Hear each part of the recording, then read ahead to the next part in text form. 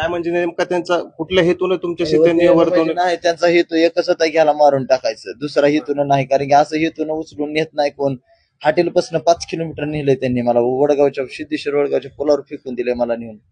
ते बी एक जण भेल्यामुळे, नाहीतर एक जण ते ड्रायव्हर म्हणायचं ह्याला मारून टाकायचं, म्हणजे टाकू जामखेड पस्तर नेऊ म्हणला ह्याला ओढत, जिथं पडन मरून तिथं टाकून देऊ म्हणत होता.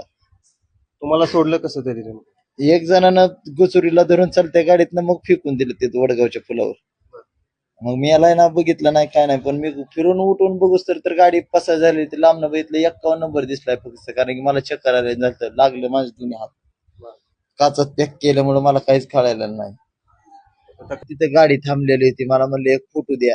मग आपलं पेमेंट करून ते फोटो असं आतमध्ये मुठी घातली, काचा पॅक केली, गाडीला घेरा टाकून ठेवता त्यांनी.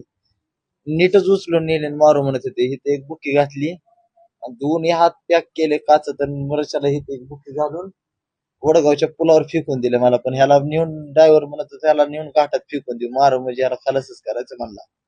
त्यातल्या एक जणांना म्हणला नको, म्हणला मोठा कुठा नाही, म्हणून टाकून दिलं परत पुलावर. गाडी कुठली होती काय? गाडीचा नंबर एवढा ध्यानात नाही, पण 51 बघितलंय फक्त. त्यांची बोलण्याची भाषा वगैरे काय? मुसलमानाचे ते तिघ जण आणि दोघं कोणाचे ते माहित, पण तिघ मुसलमानाची पक्की होती. साधारणतः किती वाजण्याच्या दरम्यान हा प्रकार घडलेला आहे? 7:15 7:30.